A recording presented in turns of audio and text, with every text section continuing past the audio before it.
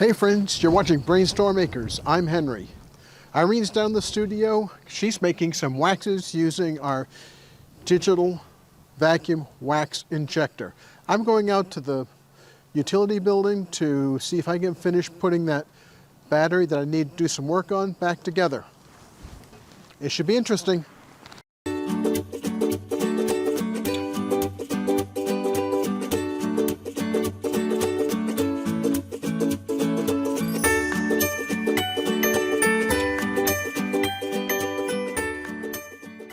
Well, I'm out in the utility building. I'm about ready to start working on this battery again. I'll be replacing this front that did not come off quite right. I have a new front that was sent to me by Fortress Power Systems. They've been great to deal with, but I still have to do the work. So I'm going to get with it. Now, evidently, Fortress Power warehouses the front and back of this battery as a single packaged unit. That makes sense, but I don't need a back, I just need the front.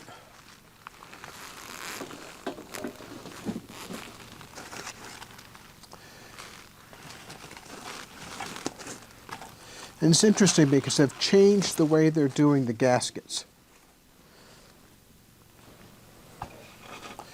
This unit has the gasket formed by an RTV. It's kind of a liquid. And that forms a gasket. Now this unit has a separate gasket. There's actually probably two here, one from the front and one from the back. I just have to make sure I have the right one. This is going to be a little tricky to put on because the gasket material wants to fold and not stay in place.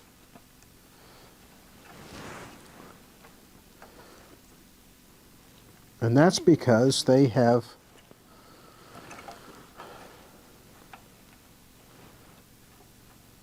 sealant already put on it. So I'm going to double check, make sure that everything will go on just fine. And when I'm done with that, I'll go ahead and start removing the sealant. At least I think there's a sealant there. I have to flip this gasket over to the other side.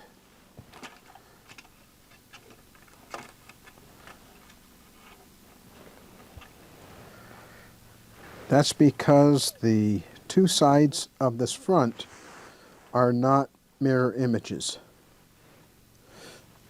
And this is going to work out just fine. Make sure that it goes to fit all the way around.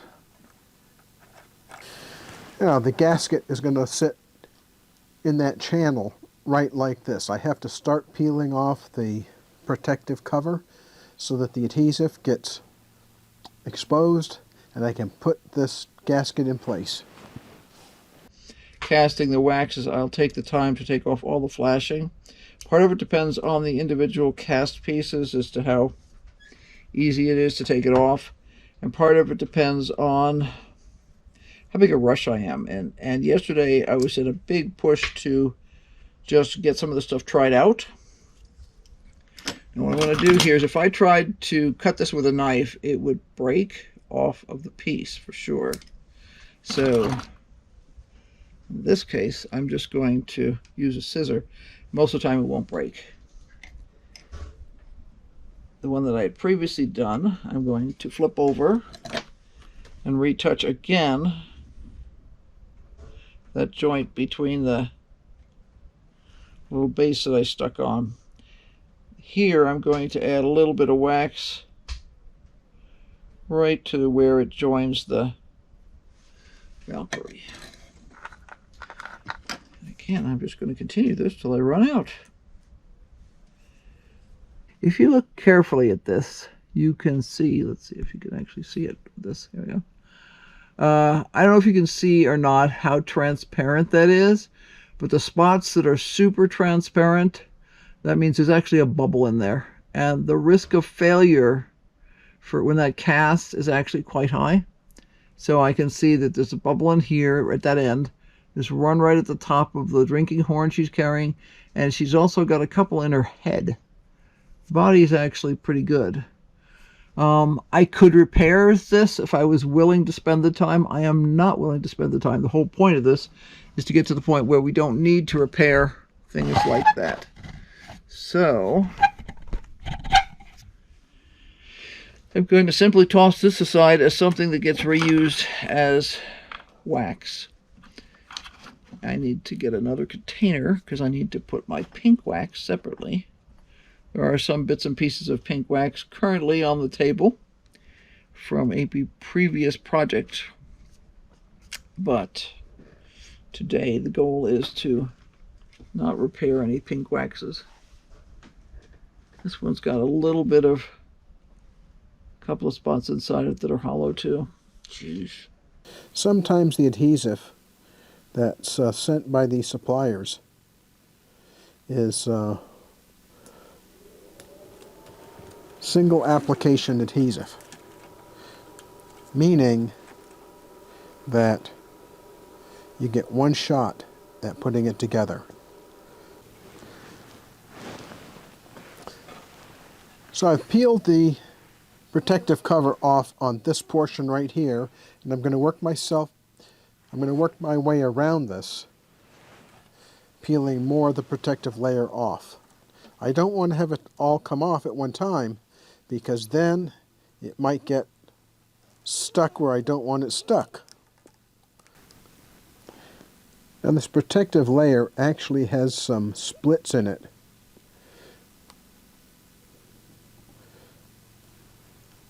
I would guess this is probably a die cut piece of adhesive material. I'm just going to use my knife to try lifting the protective layer up.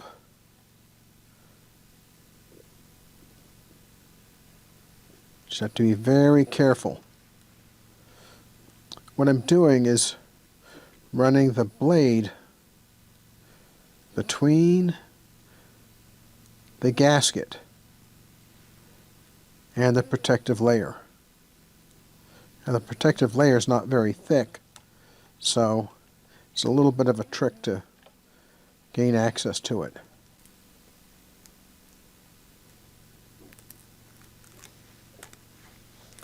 Now I have the protective layer coming off part way.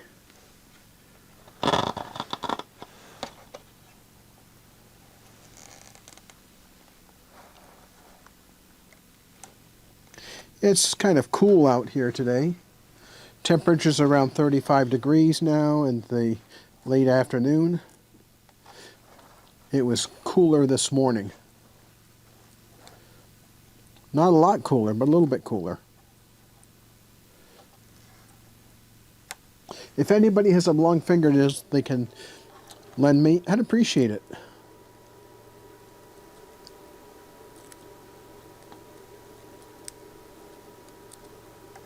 I know it's a little bit of a distance to get here. And Irene doesn't have any longer fingernails than I do.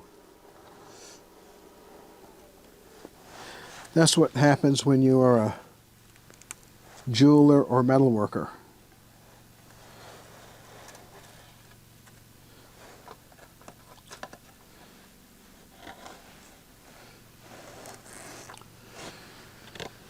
This is going together pretty easily.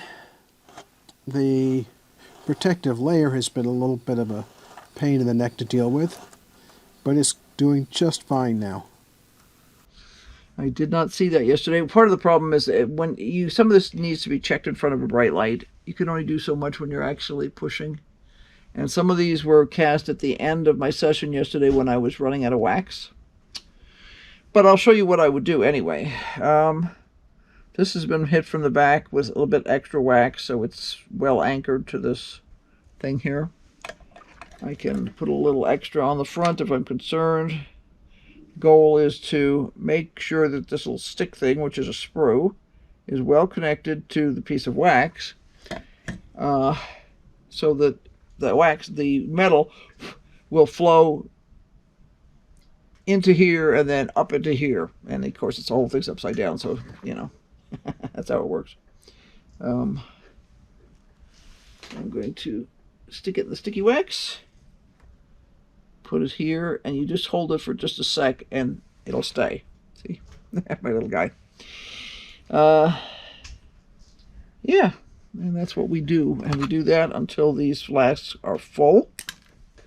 I have here, I'll show you a flask that I finished the other day. There's two others. These are bodkins, which are a needle-like object which is used to thread lacing through clothing. And these are buttons. And each one of these things at the ends that looks like a little mushroom is actually a button. So these two flasks are ready to go. And they're currently sitting over on my table where I weigh the metal for casting projects. So take a look at this guy again. Okay.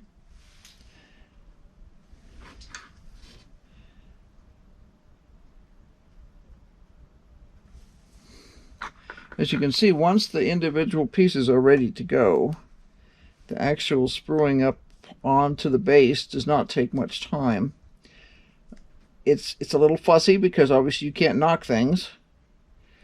So if you're klutzy, this is definitely not the job for you.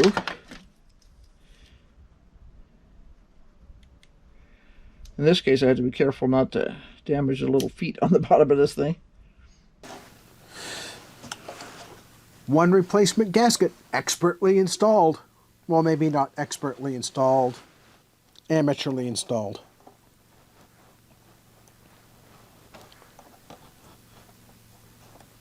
I'm going to check to see if there's some more release material down here.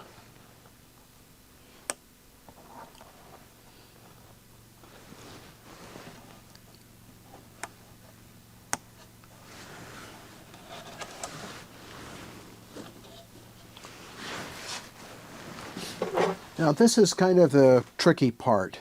I've turned the battery off, so the battery's not trying to supply power to these terminals right here. But there's still the potential of shorting something out. So I've removed my wedding ring because I don't want to be putting 5,000 or 6,000 watts through a ring. That'll basically turn it into a really white hot thing. I'm not sure, but I think it may be easier for me to gain access to the wires I need to remove if I lay this thing down on its side. That's probably the easiest to damage piece on her, is her feet, because they're little. Now, once they're cast, they're not a problem at all, and I can actually let metal build up around them, and then use a file to clean that out. I try not to let too much metal build up, because obviously I don't want to spend forever, again, repairing things or taking away things that didn't need to be there. But there we go. Let's take a look at her. A lot of these do have bubbles in them. Well, I guess we'll see. We'll experiment a little and see how bad it goes. I try not to use anything with bubbles. I don't know how critical it's going to be in this. This is a particularly transparent wax or translucent wax, so it's easier to see things like that. So it's quite possible that under normal circumstances I would not even see that. I'm picking up little tiny pieces of wax with the tip of this here, and I'm just going to reinforce the connection to the cast piece here. And while that's cooling, go on to another little girl here. I need to order more of this pink wax, kind of like down to the last, but I only bought one of these bags of wax because I was experimenting with a new kind of wax. And when you look at waxes for casting, they have all kinds of different descriptions. They have different melting temperatures, although they're generally about the same. they have different flow characteristics. In other words, some of them are better for more detailed pieces, and some of them are better for bigger, honkier pieces. And what I was looking for here was something that would be able to deal with all the small details on small pieces like this. These are small pendants that could be worn on bead necklaces or across the front of a Viking woman's swag, which is a string of beads that goes across the front of the dress. And yeah, I wanted something that would do a good job of picking up the detail. And this was the wax that came up in terms of descriptions. And it does seem to work really well. I've been very pleased with the level of detail that it seems to be able to get. As I said yesterday, when I was getting toward the end of my session, I was dealing with some bubbles in the wax because of the fact that I was running out of wax, actually. It weighs about 110 pounds.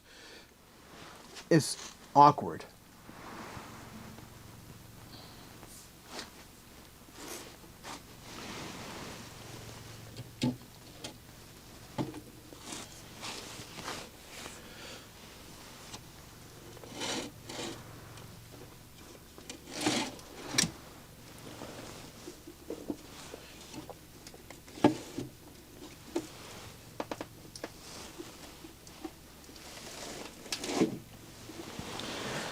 Well, I was busy trying to keep my fingers away from the wires in there. Even though it's turned off, I don't want to take the risk.